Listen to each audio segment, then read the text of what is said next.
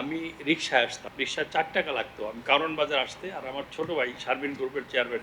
আমি বলি, তোমার ২ টাকার টেম্পো আসতো আর আমি ৪ টাকায় রিক্সায় আসতাম। মার্কেটে করে চলে আসছি, এটা এক্সপোজার হয়ে গেছে। তারপরে আর অ্যাকচুয়ালি পিছনে তাকাইতাম। এই সামনে সামনে টাকা হইছে, মেশিন বাড়াইছে, টাকা হইছে, মেশিন করছি।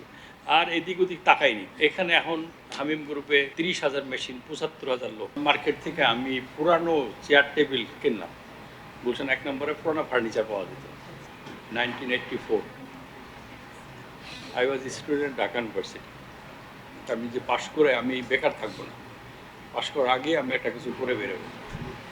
83-তে এরশাদ বিরোধী আন্দোলনে আই ওয়াজ ইন জেল। এরশাদ সামরিক আইনের বিরুদ্ধে আমরা আন্দোলন করে জেলে গেলাম। জেল থেকে ডিসিশন নিলাম যে আমি আর পাশ করে বেকার থাকবো না, আমি একটা কিছু করে বেরোবো। তো গার্মেন্টস শুরু করলাম। একটা এসি, এখন বাইরেরা বিদেশিরা আসবে এসি, আমার তো এসি কেনার টাকা নেই। তখন পাসপোর্ট অফিস ছিল ইস্কাটনে। তো ইস্কাটনে ওখানে পুরানো এসি মেরামত করতো। ওখান থেকে আমি একটা এসি ভাড়া করলাম, মাসে ২,০০০ টাকা। মাসে ২,০০০ টাকা দিতে হবে। আচ্ছা, তারপরে ব্যাংকে এলসি করবো। তো এলসি করার তো আমার ব্যাংক করে না, মানে কোলাটারাল ছাড়া তো ব্যাংক এলসি করবে না। তা আমি করবো কেমনি? এলসি করছে না। তখন আমাদের টেক্সটাইল অফিস ছিল এলিফ্যান্ট রোডে। এখানে বোধহয় কেউ নাই আমার সমসাময়িক যারা এলিফ্যান্ট রোডে টেক্সটাইল অফিস দেখছে। আমার সমস্যার কেউ এখানে নাই। তখন এলিফ্যান্ট রোডে ছিল টেক্সটাইল অফিস, রেজিস্ট্রেশন দিত গার্মেন্ট সেক্টর। এলিফ্যান্ট রোডে মেজর আখতারুজ্জামান, উনি ছিলেন টেক্সটাইল ডাইরেক্টর। জিয়াউর রহমান সাহেব ওনাকে ইসে আর্মির থেকে ডেপুটেশনে পাঠালো। উনি টেক্সটাইলের ডাইরেক্টর, ওখান থেকে উনি দিতেন। তখন ৪০০ কি ৫০০ গার্মেন্টস হয়েছে রেজিস্ট্রেশন পাশে। আর তখন উনি আমাদের বাড়ি ফরিদপুর। তখন ফরিদপুরের একটা ইজম ছিল, মানে যে ডিস্ট্রিক্টে আসতো তাকে একটা ফেভার করতো। কারো বাড়ি নোয়াখালী, কারো বাড়ি কুমিল্লা, কারো বরিশাল, ওইভাবে জেলা অনুযায়ী। তা ওনার বাড়ি শুনলাম ওনার বাড়ি ফরিদপুর, এবং ফরিদপুরের লোকের উনি ফেভার করে। তো যাই আস্তে আস্তে গেলাম, পরিচয় হলো। তা উনি আমাকে একটা কোলাটারাল জায়গার ব্যবস্থা করে দিলেন। তো তাকে মাসে ৩,০০০ টাকা দিতে হবে। সে একটা third party, major Akhtaruzzaman guarantee দিল যে আমি আজাদ যদি তোমার এই কোলাটারাল ফেরত না দেয়, আমি তোমার জিম্মাদার হলাম, আমি ফেরত দেবো। এবং তাকে ওই লোককে ৩,০০০ টাকা করে দিতে হইতো মাসে। তো একজনের কাছ থেকে কোলাটারাল, একজনের কাছ থেকে এসি ভাড়া, একজনের কাছ থেকে নিয়ে আমি সাব কন্ট্রাক্ট শুরু করলাম। তো সাব কন্ট্রাক্ট শুরু করি। তো আমার ছোট ভাই ছিল, তো ওকে এখন শারমিন গ্রুপ। তো আমরা জিগাতলা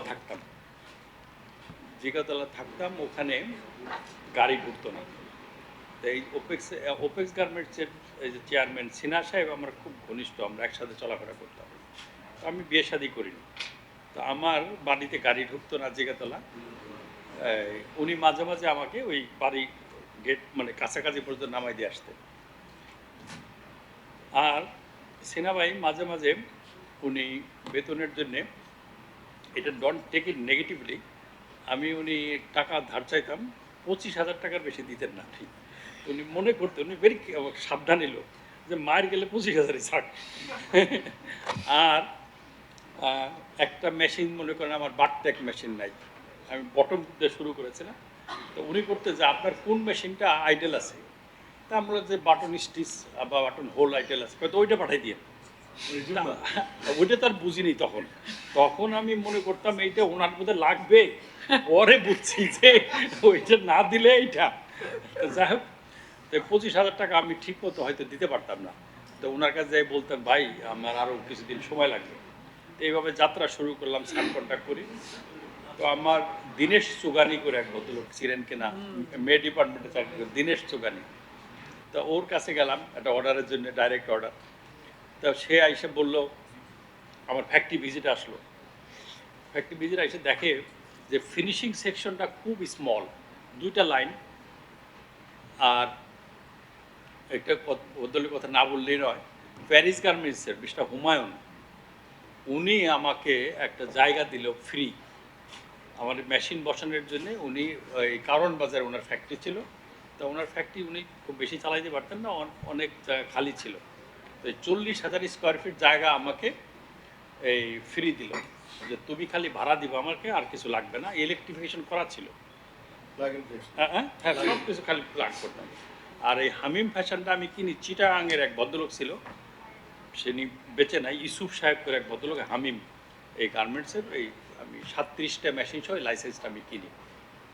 তো এখন এই 37 মেশিন দিয়া কিন্তু আমার গার্মেন্ট চলবে না। এখন কি করি, আমার কাছে টাকা নাই, টাকা আনতে পারি না। তখন আইডিএলসি মেশিন দেয়, এনে দেয়, তখন গ্যারান্টি লাগে। তো গ্যারান্টি লাগে, তখন আমি গ্যারান্টি আমার জন্য কে দিবে, বাকি মেশিন 2 লাইনের মেশিন পুরা করতে হবে। তখন এই সিনহা সাহেব ছাড়া তারা ওইভাবে খাতির নাই কারো। গেলাম সিনহা সাহেব, ভাই আপনি আমার একটা গ্যারান্টি হন, একটা ইন্স্যুরেন্স গ্যারান্টি দিব, তার আবার 1% কমিশন। আমি একটা ইন্স্যুরেন্স গ্যারান্টি জোগাড় করলাম আইডিএলসি। এখন একজন পার্সোনাল গ্যারান্টি লাগবে কারো। গেলাম সিনহা সাহেবের কাছে, সিনহা সাহেব রাজি, কিন্তু তার পার্টনার আনোয়ার সাহেব রাজি না। সে বলেছে না, আমরা এই ঝামেলায় যাব না, রাজা সাহেব টাকা দিতে পারবে কি না, এই না যদি টাকা ফেরত গ্যারান্টি ফেরত দিতে পারে আমাদের দিতে হবে, আমরা এর মধ্যে নাই। তো অনেক দিন চলে গেল। তো যাই হোক, আস্তে আস্তে সিনহা সাহেব রাজি হলো, কী কী কন্ডিশনে, যে আমি গ্যারান্টি দেব। তো উনি গ্যারান্টি দেওয়ার পরে আমি 2 লাইনের মেশিন দিয়ে শুরু করি। তো যাই হোক, অনেকদিন সাব কন্ট্রাক্ট করে বেতন হয় না। সাব কন্ট্রাক্টে পুরা বেতন, কখনো কাজ থাকে কখনো কাজ থাকে না, ঠিক মতন টাকা দেয় না। তখনকার দিনে ওই এটা চালু হয় না, চেক দিয়ে টাকা দিয়ে চালু হয় না, ওই মাল দিতাম পরে ফ্যাক্টরিওয়ালা টাকা দিত। তো যাই হোক, এরকম শুরু করলাম। শুরু করার পরে দিনেশকে একদিন রাজি করলাম, তুমি আমার ফ্যাক্টরিটা ভিজিট করো। তো বলছো your finishing section is very small. তা আমি বললাম, তুমি অবশ্যই বলো, তুমি এই এসি রুমটা ব্রেক করে দাও, করে দেওয়া ফিনিশিং সেকশনটা বাড়াও। তা আমি বললাম, তো এটা তো কিনছি তোমাদের জন্যে, তোমরা এসে বসবা। তো সে আমাকে বলল যে দেখো, আমরা তো এয়ার কন্ডিশনে বসার জন্য আসবো না, আমরা এখানে আসবো for my product. If product is good then I will place order with you. তা আমি ওর কথা মতো, আমার 2টা লাভ হলো, এসির বিলটা দেওয়া লাগলো না, এসি। তা এখন ওটা ভেঙে দেয়া, আমি ওই ফিনিশিং সেকশনেই বসা শুরু করলাম, ওই চেয়ার টেবিল, পুরানো চেয়ার টেবিল নিয়ে বসা শুরু করলাম। এখন এ আসছে, ওই যার কাছ থেকে মর্গেজ নিয়েছি, সে মাস গেলে 3,000 টাকা। সেই লোক আবার বাপের একই ছেলে, কোনো কাজ টাজ করে না, তো ওই টাকার জন্য এসে বসে থাকে 3,000 টাকা। তা আমি তো দিতে পারি না। তা আমি এই গল্প সেই গল্প কই যে আপনার মতো ভালো লোক হয় না, আপনি দিস দেন। এখন উনি বলে যে আজাদ ভাই দেখেন, অনেক ভালোবাসা আমি অনেক পাইছি, এইগুলো আমার আছে, আমার টাকা না দিলে আমি যাবো না। তো দেখ, এইভাবে আমি আমার কেরিয়ার শুরু করি। মার্কেটে করে চলে আসছি, এটা এক্সপোজার হয়ে গেছে, তারপরে আর অ্যাকচুয়ালি পিছনে তাকাইতে হয়নি। এই সামনে সামনে টাকা হয়েছে, মেশিন বাড়াইছে, টাকা হয়েছে, মেশিন করছি, আর এদিক ওদিক তাকাইনি। তো এখানে এখন হামিম গ্রুপে 30,000 মেশিন, 75,000 লোক। এখন ছেলে মেয়েরা দিচ্ছি দায়িত্ব। হ্যাঁ, ছেলে মেয়েকে দিচ্ছি। এক ছেলে আসছে, আর এক ছেলে থাকতে চায় না। তা আমি খুব অ্যাপ্রিসিয়েট করি আমাদের ছেলে, এর ভালো নাম কি জানো? নাবিদ।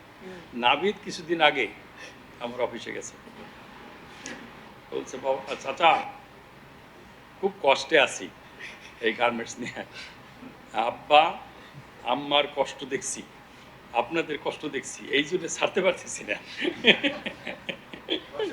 হ্যাঁ, এর এই যে আমি এই কথা সব জায়গায় বলি, যে আমার ছেলেদের মেয়েদের নাবিদের কথা বলি, আর নাবিদ হলো আমার ছেলেদের আবার গুরু। গুরুকে বুদ্ধির জন্য ওর কাছে আসে। এই জন্য আমি বলতেছিলাম আমাদের ছেলেমেয়েরা, কারণ যেইভাবে আমরা লেবার হ্যান্ডেল করি, বা ও একটা এক্সপার্ট লেবার হ্যান্ডেল করা, এই লেবার হ্যান্ডেল করা, তারপর মাস্তান হ্যান্ডেল করা, পলিটিশিয়ানদের হ্যান্ডেল করা ইজ নট ইজি। তো এইগুলো আমাদের ছেলেমেয়েরা পারবে কিনা, এই জন্য আমি বলতেছিলাম, আমি খুব এনকারেজড আছি আজকে সবাই, আমাদের নিউ জেনারেশন যারা আমাদের টেক ওভার করে, আমাদের নিড ছিল। আমি বলি, আমি আরেকটা কথা বলতে মিসিং হয়ে গেছে, আমি ভুলে গেছি। আমি যখন জিকেতলা থাকতাম, আমি রিক্সায় আসতাম, রিক্সা 4 টাকা লাগতো আমি কারণ বাজার আসতে। আর আমার ছোটো ভাই শারমিন গ্রুপের চেয়ারম্যান, তারও তো বহুত 20-30 হাজার ওয়ার্কার। ওকে বলতাম যে তুমি সেইগুলো বলতে, এগুলো ভিডিও করে না, সে লজ্জা পায় এগুলো বলতে, এগুলো বলেন কেন? But he was allowed to travel on tempo. আমি বলি তোমার 2 টাকা টেম্পো আসতো আর আমি 4 টাকায় রিক্সা আসতাম, তখন তো গাড়ি নাই। তো তোকে আপনি এইসব বলেন কেন? আমি তো বলি অন্যকে এনকারেজ করার জন্য। তো টেম্পুতে আসতো। তা হঠাৎ করে ও একদিন একটা ওই র্যাঙ্কসের পাজেরো নিয়ে আসছে। তা আমি সত্যি সেদিন I was so happy, I was so proud on him, যে আমি তারপর চোখের পানি রাখতে পারিনি।